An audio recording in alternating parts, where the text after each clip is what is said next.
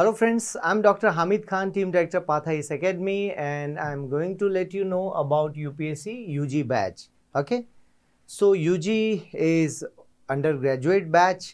आप यदि 12th पढ़ चुके हैं तो 12th के बाद फर्स्ट ईयर से आपको UPSC शुरू करना चाहिए. If you want your career in CSE और सिविल सर्विसेज एग्जामिनेशन के थ्रू आप IAS बनना चाहते हैं तो राइट.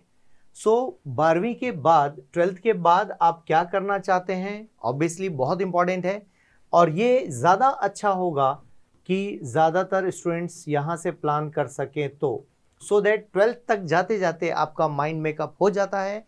अभी देखिए एडवांस सिस्टम है, इन्फो एज है ना, और आप नए जनरेशन के बच्चे हैं जिनके पास इंफॉर्मेशन अच्छी खासी है और बहुत ज़्यादा है और जल्दी जल्दी इंफॉर्मेशन आती है right.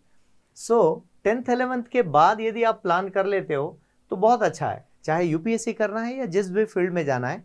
And right now I am talking about only UPSC. यदि यूपीएससी में जाना है तो क्या करना है. सो 12th के बाद पहले तो 12th तक फोकस कीजिए. 12th के बाद किसी कॉलेज को ज्वाइन कर लीजिए. आपको लगता है दिल्ली के कॉलेजेस ज्वाइन करने हैं, DU JNU जहाँ पर भी आपको लगता है. ग्रेजुएशन के लिए ज्वाइन कीजिए. अब DU का एंट्रेंस होगा 22 से और आपको पता है एंट्रेंस एग्जामिनेशन का उन्होंने प्लान भी दे दिया है, उनकी वेबसाइट पर अवेलेबल है. कुछ दिनों पहले मैंने अपनी आईडी पर फेसबुक पर अपलोड किया है वो न्यूज़ की कटिंग, तो आप देख सकते हैं उसमें जाकर राइट. सो 12th के बाद जब फर्स्ट ईयर प्लान करते हैं, क्योंकि देखिए प्लेन ग्रेजुएशन मैं किसे कहता हूं कि आप BCom कर रहे हैं, BBA कर रहे हैं, BSc उसके साथ क्या कर रहे हैं, दैट इज़ वेरी इंपॉर्टेंट.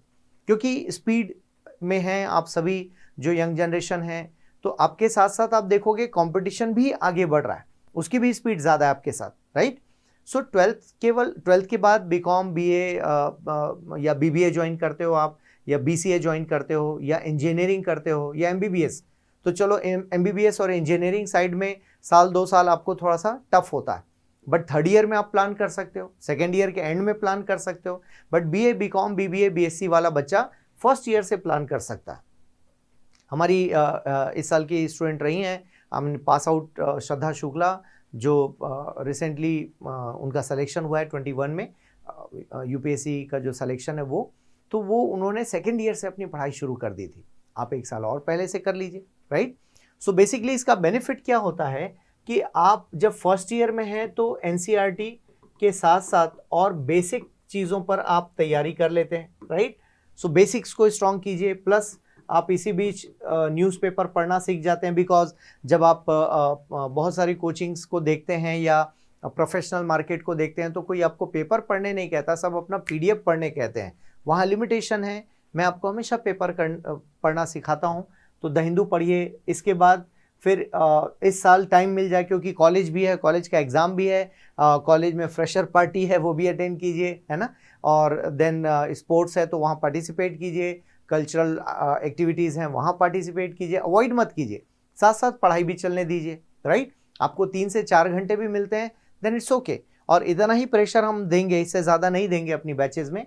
फिर इसके बाद जब आप सेकेंड ईयर में हैं तो सेकेंड ईयर में आप जो UPSC का फाउंडेशन वाला जो मसला है ना, मतलब फाउंडेशन जो कोर्स है उसकी पढ़ाई स्टार्ट कर दीजिए. History, polity, geography, economy, science and tech, everything. और थर्ड ईयर में जब पहुंचते हैं तो थर्ड ईयर में ऑप्शनल भी प्लान कर सकते हैं आप. उसकी बेसिक रीडिंग, ठीक है, कोचिंग करना नहीं करना वो एक अलग मुद्दा है, लेकिन बेसिक रीडिंग आप स्टार्ट कर सकते हैं इसके साथ साथ. और पाथाइस एकेडमी में इसके लिए भी आपको गाइडेंस मिलती है कि एग्जैक्टली आपको ऑप्शनल क्या ज्वाइन करना चाहिए और आपके लिए ज़्यादा सुटेबल ऑप्शनल क्या होगा, ये बहुत इंपॉर्टेंट है. तो दोस्तों जब भी आप बातचीत करते हैं अंडर ग्रेजुएट बैच की, तो इसमें आपके लिए बहुत इंपॉर्टेंट है कि आपके पास टाइम कितना है, वो टाइम कितना लेकर चल रहे हैं और प्लानिंग कैसे कर रहे हैं. तो बहुत अच्छी बात है 22-23 साल में आप IAS IPS बन जाए, कितना बढ़िया होगा है ना. देश की सेवा में यंग एज से आप लग जाएंगे तो बहुत अच्छे से आप प्लान कर सकते हैं. तो आपको ये देखना है कि ये टाइम आपको कैसे मिल रहा है. इसके बाद आप फाइनल ईयर का एग्ज़ाम दीजिए और उसके बाद खुद को चेक कीजिए. और ये हमारे यहाँ सुविधा है, ये फैसिलिटी आपको मिलेगी कि आपको चेक करके देखा जाएगा कि आपकी तैयारी कितनी अच्छी है, और फिर लगे तो आप ड्रॉप ले लीजिए.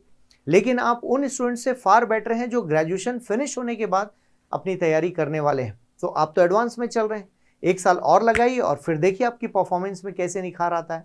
तो एग्जैक्टली आपको यही प्लान करना है बेसिकली, राइट। तो इस प्लानिंग से आपका एग्जामिनेशन ज़्यादा बेहतर ढंग से क्लियर हो सकता है। आपको इस तरह से प्लान करके चलना है। So basically under graduate batch में पाथ हाइस एकेडमी में एनसीईआरटी कंप्लीट कराया जाता है। अच्छा, फिर इसमें बेसिक मैथ्स भी करा दिया जाता है, क्योंकि आप हो सकता है कल को एग्जामिनेशन सीएपीएफ का देना चाहते हो, मे बी किसी और कॉम्पिटिटिव एग्जाम का देना चाहते हो, तो साथ ही साथ आपको बेसिक मैथ्स या जो कॉम्पिटिटिव एग्जामिनेशन या वनडे एग्जामिनेशन में जो जिस तरह का जीके वगैरह आता है, उसकी भी तैयारी इन 3 सालों में आपको करा दी जाती है। इससे क्या होता है, फाइनल ईयर के बाद जब आप निकलते हैं बाहर, तो आपको लगता है कि नहीं मुझे यूपीएससी नहीं देना, कुछ और ट्राई करना चाहिए, तो आप वो भी दे सकते हैं। सो ये एक बड़ा बेनिफिट है पाथ हाइस एकेडमी के अंडर ग्रेजुएट बैच का, और जिसमें कंप्लीट आपको गाइडेंस मिलते रहती है। जब तक आप पास नहीं हो जाते तब तक पाथ हाइस एकेडमी आपके साथ जुड़ा रहता है। हाँ, फॉर्मल क्लास का जो ड्यूरेशन है वो 3 इयर्स का रखने के बाद इस तरह से हम प्लान करते हैं। So basically you need to learn what to study and how to study in just 3 years. Okay, obviously 36 months are very important, but उसके बाद का प्लान, उसके पहले का प्लान भी इंपॉर्टेंट है कि आप मेंटली कैसे मेकअप कर रहे हैं खुद को कि मैं अपने 3 साल कैसे बेस्ट तरीके से इस्तेमाल करूं। तो दोस्तों, अंडर ग्रेजुएट बैच में एक कंप्लीट प्रिपरेशन करा के देने का वादा है। ऑप्शनल उसमें इंक्लूडेड नहीं है, but GS complete, SA complete, basic mathematics, CSAT तो हम कराएंगे, उसके अलावा भी जो दूसरे एग्जाम के मैथमेटिक्स हैं वो आपको करा कर दिया जाएगा, राइट। एनसीईआरटी कंप्लीट टीचर आपको गाइड करेंगे। तो ऐसा कंप्लीट एक पैकेज आपको मिलता है अंडर ग्रेजुएट बैचेज में। तो दोस्तों, ये पाथ हाइस एकेडमी का अंडर ग्रेजुएट बैच है, और आपको ठीक लगे तो बिल्कुल आइए, स्वागत है आपका। Thank you.